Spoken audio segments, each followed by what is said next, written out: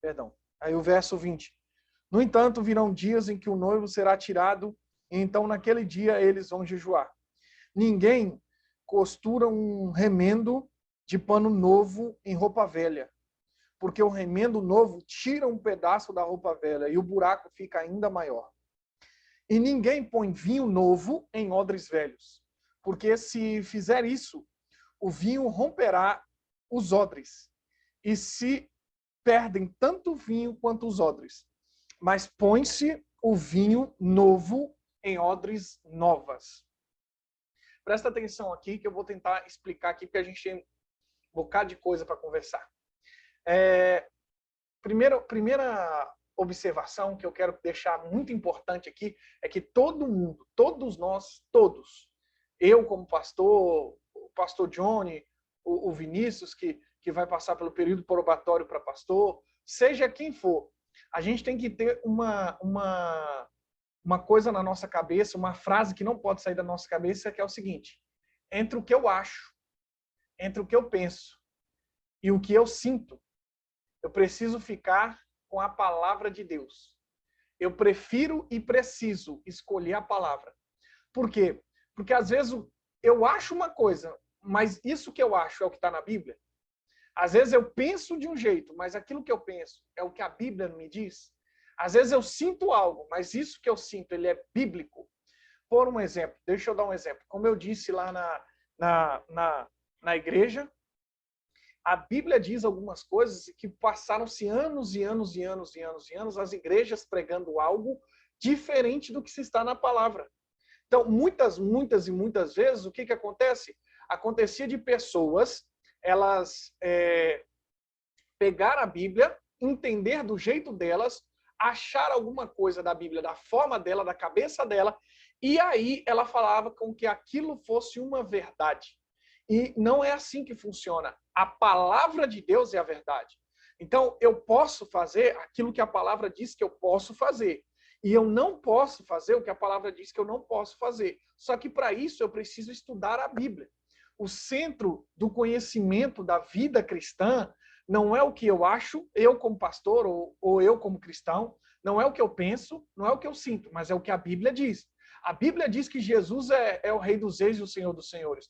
Eu posso até achar que Jesus foi o maior líder que existiu. Ótimo, mas a Bíblia diz que ele não é só o maior líder, ele é o maior líder, ele é o maior filósofo, ele foi o maior psicólogo, mas a Bíblia nos afirma que ele é Deus. Então, eu posso ter o meu lugar, a minha opinião pessoal, mas o que dita a nossa vida é a palavra de Deus. Amém? Amém? Amém. Oh, maravilha, é isso aí. E aí, o texto que nós lemos, o que está acontecendo? Jesus tinha acabado de reunir os seus discípulos, tá? Esse texto de Marcos 2, Jesus está reunindo seus discípulos, inclusive Jesus vai chamar o Levi, que é o Mateus, que era um cobrador de impostos, também chamado de Levi. Jesus chama ele, Jesus vai reunir os seus discípulos, ok?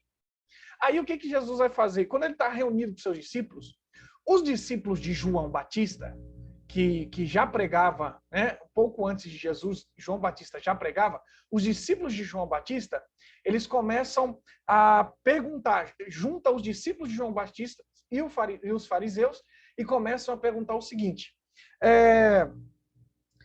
Senhor, por que a gente jejua? Então imagina, os discípulos de João Batista falam: por que a gente jejua? Por que os fariseus jejuam? Por que os discípulos de Jesus não jejuam? Então eles vão e perguntam isso para Jesus. Os discípulos de Jesus vão e falam assim: ó, os discípulos de João Batista, eles fazem jejum. Os discípulos dos fariseus, ou os fariseus, eles fazem jejum, mas a gente não faz, Jesus. Por quê? Aí Jesus vai Jesus vai responder o seguinte: pode, por um acaso, jejuar enquanto você está com o noivo? Mais ou menos da seguinte forma. Deixa eu fazer a pergunta aqui, e aí eu quero ouvir de vocês. Quando você vai na festa de casamento, quando você está na presença do noivo e da noiva, ou você é convidado para visitar uma casa, tá? Eu vou dar um exemplo. Eu convidar você para vir para minha casa, você vai vir de jejum? É assim que funciona? Abre aí o áudio e responde para mim. Você vai vir de jejum? Não. Não. Não. Não. Opa. Johnny? Nope. Então, o que acontece, gente? Jesus está falando o seguinte, o jejum, ele é a fome que a gente tem de Deus. Quanto mais nós queremos de Deus, quanto mais nós queremos quebrar a nossa carne, o que nós vamos buscar? Nós vamos buscar Deus em jejum. Nós vamos jejuar para que a gente possa alcançar mais da presença de Deus. O que Jesus está falando para os discípulos? Vocês não vão precisar jejuar enquanto eu estou aqui. Enquanto eu, Senhor, permaneço aqui, vocês não precisam jejuar. Agora, a partir do momento que eu for, vai ser necessário jejuar, porque agora vocês estão na presença do próprio Eterno, vocês estão na presença de Deus. Agora vocês têm a presença do noivo. Então vocês não vão jejuar, os discípulos não jejuariam durante o período que Jesus estava com eles, mas no momento que Jesus sai, no momento que Jesus morre, ressuscita e é ascendido aos céus, ou seja, ele é levado aos céus, nesse momento, a partir desse momento, os discípulos começam a jejuar. O que acontece aqui, agora presta atenção, porque o discipulado começa, na verdade, agora. O que acontece aqui é que justamente Jesus está mexendo e renovando a mente deles. O que Jesus está falando? Jesus está falando vocês aprenderam a vida inteira sobre jejum, e vocês jejuam religiosamente. Vocês não sabem nenhum motivo do que vocês estão jejuando. Tá? Você aprendeu religiosamente sobre orar, mas você não sabe nem por que você está orando. Então Jesus está falando, agora que vocês estão andando comigo, eu preciso que vocês entendam a profundidade das coisas. Por quê? Porque aquele velho homem ou as suas experiências não vão definir vocês. A partir de agora, chegou um novo tempo. A partir de agora, eu preciso que vocês mudem a forma de vocês pensarem. Eu preciso que vocês mudem a forma como vocês vão agir. Por quê? Porque eu cheguei e vou mudar a vida de vocês. Mas não tem como mudar a vida de vocês se vocês estiverem presos ao passado de vocês. Entendeu isso? Como que nós vamos criar uma perspectiva de futuro se a gente ainda está preso em tudo aquilo que infelizmente, nós ficamos presos ainda em coisas do passado? O que Jesus está falando aqui vocês vão precisar renovar a mente de vocês. Senão, vocês serão igual um pano. Imagina que não sei se tem alguma irmã aqui que é costureira, mas a minha esposa, ela é filha de uma senhora, que eu vou falar com você, nota 10, a minha sogra, e ela costura, ela desembola, faz tudo. E um dia eu fui conversar sobre isso.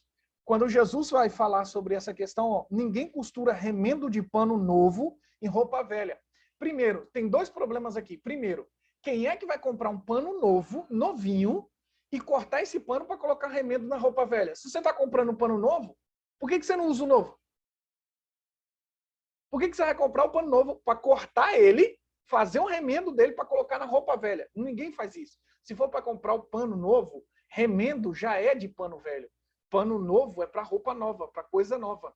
Então, esse é o primeiro ponto. Segundo ponto, se você pegar um pano novo e você remendar ele na roupa velha, esse pano novo ele vai puxar a roupa velha e aí vai causar o seguinte, ele vai fazer uma puxada na roupa ao ponto de o remendo se rasgar e o buraco, que uma vez era mais ou menos, pode ser um buraco maior. Ou seja, remendar coisas novas em coisas velhas pode causar um buraco pior ainda. Ah, você não pegou essa, não. Pegaram isso? Eu vou ser mais escrachado. Vou falar. Ô, Vinícius, você tá me ouvindo, nego? Tô preocupado aí que você mandou a mensagem. Você conseguiu? Tô ouvindo. Ah, glória a Deus, mano. Que bom. Tá você, a Lília, o Mateuzinho tá aí? Tá todo mundo aí? Tá, todo mundo aqui. Mateuzinho foi no banheiro. Benção. Presta atenção. Eu preciso ser escrachado um pouco na minha linguagem com todos vocês que aqui estão.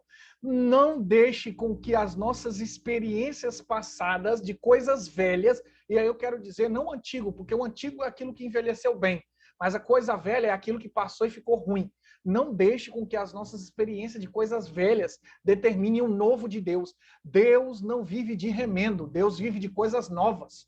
O que Deus tem para nós não é remendar as nossas vidas. não é remendar pontos, buracos na nossa vida. O que Deus tem para fazer para nós é novo. Novo. Então, não deixe os traumas de igrejas passadas, os traumas de líderes passados, os traumas de experiências passadas que você teve, te atrapalhar numa nova caminhada e num novo tempo que Deus tem para nós. Talvez, eu acho aqui que da gente aqui eu seja o mais velho cristão, tá? Eu sou cristão desde os 14 anos. Eu desviei por 1 ano e meio, mais ou menos, mas eu sou cristão desde os 14 anos. Então, faz a conta aí, a Lília, que é boa de matemática, eu vou fazer 33. Então, 14 até o 33, menos 1 ano aí, 1 ano e meio. Aí fala a conta aí depois. Ó, o que acontece? Eu já passei e vivi inúmeras coisas. Mas eu não vou deixar com que coisas velhas que eu passei determine as coisas novas que Deus tem para mim. E é isso aqui que Jesus está falando. E eu quero liberar já essa palavra de discipulado para nós entendermos Deus não vive de remendo. Eu não posso viver de remendo, porque o que Deus tem para mim é novo. Agora, para eu viver um novo, eu tenho que abrir mão do velho. Faz sentido isso para vocês? Vamos lá, eu vou chamar um por um aí. Madison e Kathleen. Você faz sentido isso? Faz sentido? Sim. Sim. Glória a Deus. Meu amor, faz sentido, Helene? Faz sim. Nandinha, você tá aí, Nandinha? Tá me ouvindo? Sim, faz Benção. sentido sim. Benção. Johnny, Rafa. Faz sim, pastor. Sim. Me esquecendo das coisas que ficaram para trás. É isso, exatamente. Ô, Vinícius, Lília, você faz sentido isso aqui para nós caminharmos? Faz sentido demais. Faz. Amém. Por quê, gente? Porque o que Jesus está nos ensinando é exatamente isso. Às vezes, a gente quer colocar coisas novas para tapar buracos, mas Deus quer que a gente use o novo por completo. Então, sabe aquele hino bonito, quero viver algo novo? Ele é muito bonito, mas a gente só pode viver algo novo a partir do momento em que a gente se desprender do velho. É por isso que Jesus fala, agora que eu estou em Cristo, nova criatura eu sou. E agora as coisas velhas se passaram. Por isso que a gente chama velho homem. Porque nós somos nova criatura em Cristo Jesus. Isso aqui é muito importante a gente entender. E aí, Jesus continua dizendo um negócio que eu acho incrível. Olha o que ele fala. Não tem como eu colocar vinho novo em odres velhas. E aí, se você estiver acompanhando aqui no compartilhamento, o que é um odre? O odre é um saco feito de couro, uma sacola feita de couro, um recipiente feito de couro, normalmente couro de cabra, tá? No qual era o lugar onde se colocava água e vinho, onde era armazenado. O que acontece? Ou é o couro de cabra, tá? Vocês estão conseguindo enxergar aí? Então, tá dando para ver o compartilhamento? Tá dando para ver o compartilhamento? Olha só como que eles faziam o odre. O odre, que era o lugar para colocar água ou vinho, eles faziam assim, ó, da cabra. Esse aqui é o couro da cabra. Ó. Você vê que esse aqui, até as patinhas, ó. O pescoço aqui, tinha um pescoço aqui, as patinhas aqui, ó. E aqui dentro eles colocavam água e colocavam o vinho. Tá? Por quê? Porque eles iam caminhando, eles iam levando, eles deixavam aí. Isso aí até tem uma história interessante que eles falavam que eles deixavam isso aqui algumas vezes nas portas das casas. Aqui, ó, para você ver como que é um odre mais trabalhado, ainda de couro, mas mais trabalhadinho. Aí ele cortou as patinhas, colocou ali só uma cordinha para você prender e uma tampa, ok? Agora olha esse aqui, um odre mais moderno, ó, ainda de couro, mas bem mais bonito, ó. O que Jesus está falando? Jesus está falando que não dá para colocar vinho novo em odres velhas, porque o couro velho ele vai enrijecendo. E chega um período onde que o couro quanto mais tempo o couro for mais velho, principalmente esse couro de cabra que não tinha um trabalho, não era a tecnologia que nós temos hoje, ele não tinha um trabalho de fazer com que aquilo durasse muito tempo. Então, com o passar do tempo, o couro ficava rígido, ele ficava seco, ele se secava, ele ficava mais seco. E aí, se eu fosse colocar vinho novo dentro do odre, dentro daqui desse odre, o que acontece? Quando eu colocava o vinho e fechava o odre, lá dentro o vinho vai fermentar. É como se eu falasse assim que o vinho fosse ferver, mas não é bem essa palavra. Mas eu explicando aqui, o vinho iria fermentar. Quando o vinho fosse fermentar, ele ia precisar de dilatar o couro. Só que o couro velho, seco, duro, como é que ele ia ficar? Como é que ele ia fazer? Como é que um couro mais velho vai funcionar se o vinho tá fermentando, tá precisando dilatar? E aí o que Jesus fala, ó, olha só, ninguém põe vinho novo em odre velha, porque se fizer isso, o vinho romperá os odres. E se perdem tantos odres quanto o vinho. Presta atenção, não adianta. A gente está começando um novo tempo na pátria, a gente está começando um novo tempo de vida cristã, a gente está começando um novo tempo de visão, a gente está começando um novo tempo de ministério, a gente está começando um novo tempo. Eu falo até isso para quem é casado, a gente está começando um novo tempo. Não adianta você colocar algo novo em algo que já está engessado, porque senão você vai perder tanto aquilo que está engessado quanto aquilo que está novo. Você vai desperdiçar 2 pontos. Então, aí agora imagina que você é o odre no qual Deus quer despejar vinho novo. Ou seja, Deus quer dar novas alegrias. Deus quer trazer uma nova unção. Deus quer trazer e renovar a nossa cabeça, o nosso pensamento. Mas se você for um odre velho, rígido, engessado, acaba que você nem adquire aquilo novo que Deus tem para você e nem o que Deus tem de novo para você vão ser aproveitados. Ambos vão se perder. Esse é um dos grandes problemas da gente não ter uma mentalidade aberta, não estar aberto a aprender algo novo da parte de Deus. Isso é um problema. Então, por que eu estou fazendo isso aqui? Na verdade, é como se fosse uma introdução, que é para você entender que nós precisamos ter uma renovação de mente, uma renovação do nosso pensamento, uma renovação do nosso entendimento, uma renovação das nossas atitudes, uma renovação daquilo que a gente pratica, uma renovação da nossa visão. Nós precisamos ter uma renovação de mente. Amém ou não amém? Amém? Amém. Faz sentido isso aqui que eu estou falando? Ou não dá nada, não? Eu preciso ter a mente de Cristo em mim, mas para eu ter a mente de Cristo em mim, não adianta. Aí volta aquela frase, não adianta eu ir pelo que eu penso, eu ir pelo que eu acho, eu tenho que ir pelo que a palavra diz. Essa é uma luta, e eu falar, pastor, você está falando isso, mas é fácil? É uma luta diária. Todos os dias a gente vai pedindo para Deus renovar, e eu vou falar com vocês. Deus vai nos dando oportunidades, situações para que a gente vá exercendo a renovação de mente. Pode falar aí, pastor Johnny. Faz uma oração aí, pastor. Hã? Faz uma oração aí. Fazer uma oração agora? Faz uma oração forte aí. Mas a oração já é forte. Meu telefone parece estar endemoniado. Meu telefone parece estar endemoniado. Ele diz assim, sua voz está saindo assim, ó. Dai, dom, eu tô. Que aí, gente?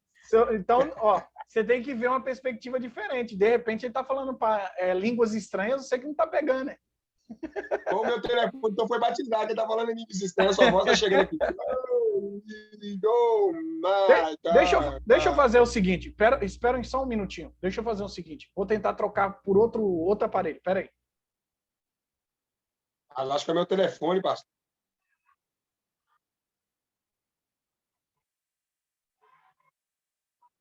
Não é mais fácil você deixar só com o áudio do celular, não, pastor?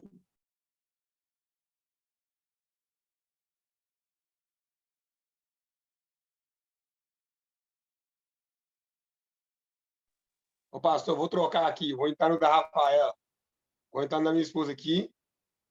Aí, para ver se foi melhor, que meu telefone tá. Ou ele foi batizado com o Espírito Santo, ou ele ainda é demoniado. E agora, vocês estão ouvindo? Ô, pastor, você não acha melhor deixar só com o áudio do seu telefone? Tenta, se continuar, aí tenta. Não está saindo. Tá saindo forte, não.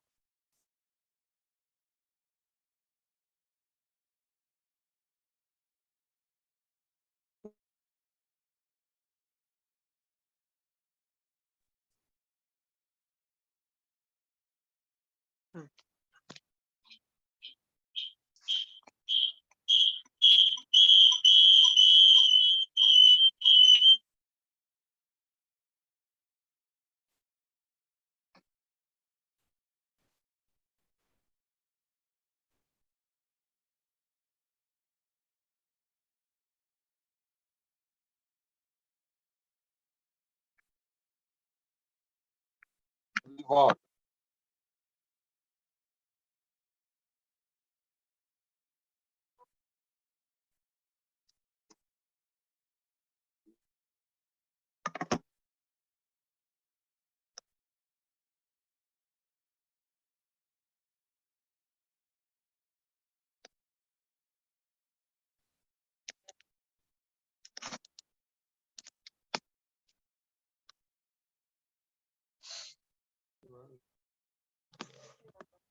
Pastor? Alguém está me ouvindo? Alguém está me ouvindo? Agora, Não entendemos. Tô te ouvindo, tô te ouvindo. agora eu estou com o telefone renovado. Renovado. Telefone novo. Eita, glória.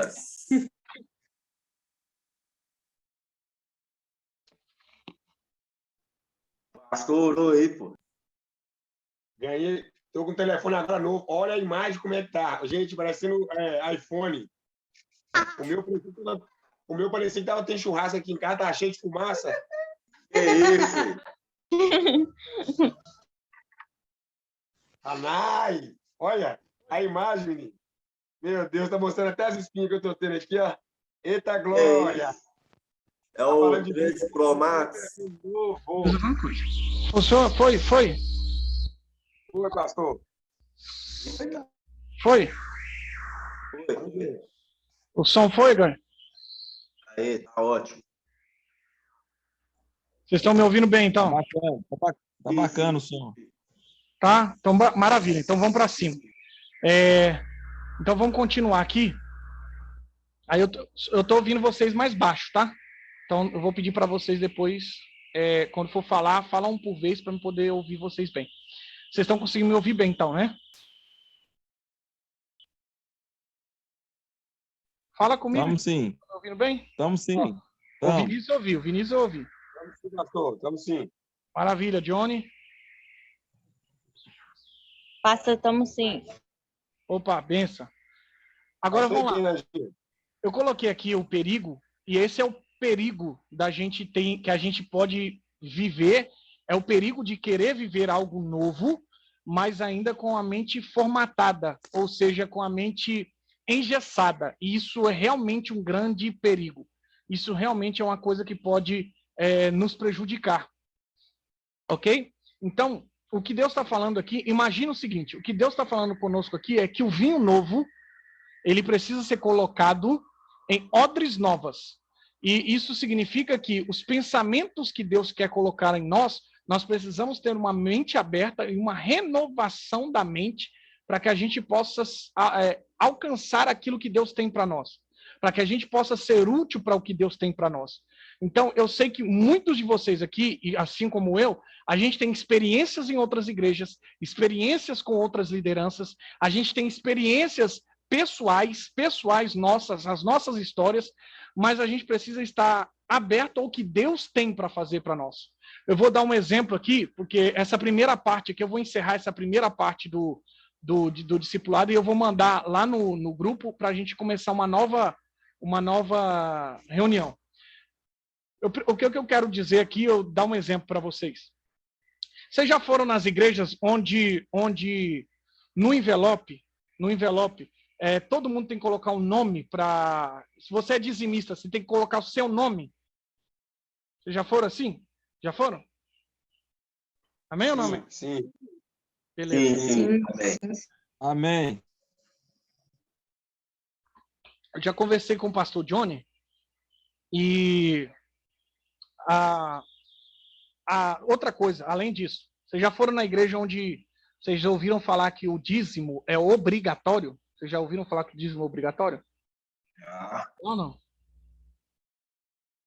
Já, mas eu sei que não é obrigatório, tem que partir do nosso coração. Perfeito. Nós vamos ter, no discipulado, nós vamos ter um discipulado sobre dízimos e ofertas. Nós vamos falar sobre isso. Mas a primeira coisa que você tem que entender é que o dízimo, ele não era obrigatório. Ele não é obrigatório, ele é um princípio. Dízimo é princípio. Eu cumpro ou não cumpro. Ele não é obrigatório. E aí, isso é um problema. Agora, quantas igrejas não pregam isso? Por isso que eu estou falando com vocês que o discipulado é aquele momento onde a gente vai sanando, vai tirando as dúvidas que a gente tem.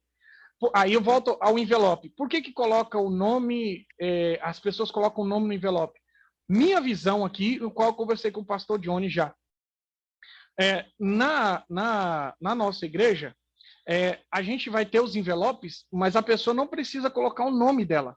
Ela só vai assinalar se é uma oferta, se é dízimo, ou se é uma oferta alçada para alguma coisa assim, mas ela não precisa colocar o nome dela. Por quê? A nossa intenção não é saber quem é que está dando o dízimo.